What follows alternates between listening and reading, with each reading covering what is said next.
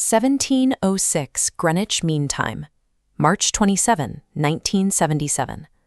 At Los Rodeos Airport in Tenerife, two Boeing 747s collided. 583 people died. Neither aircraft was airborne. Both planes were mechanically flawless, operating on a standard stretch of asphalt. The captain accelerating the KLM aircraft down the runway had 11,700 flight hours. He was his airline's chief flight instructor, and he had spent the previous 12 weeks teaching other pilots how to fly safely. What happened here was the predictable output of a system. Stacked into a single 90-minute window, 5 small, invisible ambiguities aligned perfectly to produce the deadliest accident in the history of aviation. The sequence started with a diversion.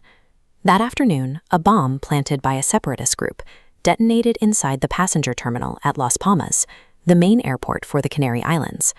Authorities closed the airspace and rerouted all inbound wide-body jets to Los Rodeos, a regional field built to handle roughly 12 flights a day. Los Rodeos sits on a plateau at 633 meters elevation, wedged between two volcanic ridges. When late afternoon trade winds shift, moist air condenses against these slopes, rolling across the field. Clear skies drop to near-zero visibility in 20 minutes. On the tarmac, KLM captain Jacob Veldhuizen van Zanten was running out of time. He had been on duty for over 9 hours. Under a strict Dutch law enacted just months prior, exceeding crew duty limits was a criminal offense. If he ran over by even a few minutes, he faced prosecution. To save time later, he decided to refuel right there on the apron. Because of the overcrowding, his aircraft was blocking the only exit. First in line behind him was Pan Am Flight 1736. The Pan Am crew had the fuel reserves to wait, but they were physically trapped behind the Dutch jet for the 35 minutes it took to pump the fuel. During those 35 minutes, the fog bank slid down the mountain and blanketed the runway. An act of domestic terrorism and a strict labor law created a logistical bottleneck, parking two massive aircraft in a geographic trap.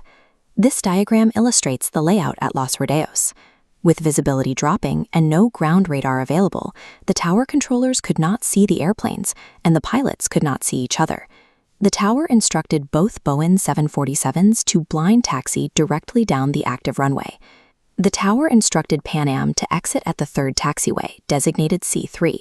This junction branched off at an angle of 148 degrees. To make this turn, the 400-ton aircraft would have to nearly reverse direction and taxi backwards along its own track. The maneuver was a physical impossibility. Looking at their charts in the poor light, the Pan Am pilots debated the instruction. They concluded the controller must have meant the fourth taxiway, C4, a sensible 45-degree turn. They continued past C3 in fog so thick they could see less than 100 meters. Behind them, at the threshold, KLM was finishing its turn to face them. This single spatial mismatch over a taxiway exit kept the Pan Am aircraft straddling the runway centerline 30 seconds longer than the tower or the Dutch crew anticipated. At 1706, the KLM first officer read back their route clearance. Before the tower could confirm it, Captain Van Zanten released the brakes and stated a non-standard phrase, "We are now at takeoff." Listening through a single overhead speaker, the Spanish controller interpreted this as a position report and replied with one word, "Okay." This visualization shows the radio frequencies precisely at that moment. Realizing the ambiguity, the controller immediately added, "Stand by for takeoff, I will call you." But at that exact instant, the Pan Am first officer keyed his microphone to state they were still taxiing. The overlapping transmissions created a radio heterodyne, a high-pitched squeal. The KLM cockpit heard "okay," followed by static. The instruction to stand by was erased. Sitting directly behind the captain, KLM flight engineer Willem Schroeder had a flicker of doubt. He asked, in Dutch, if the Pan Am had cleared the runway. Captain Van Zanten confidently asserted that it had. Schroeder accepted the assertion. Investigators would later classify this as training syndrome.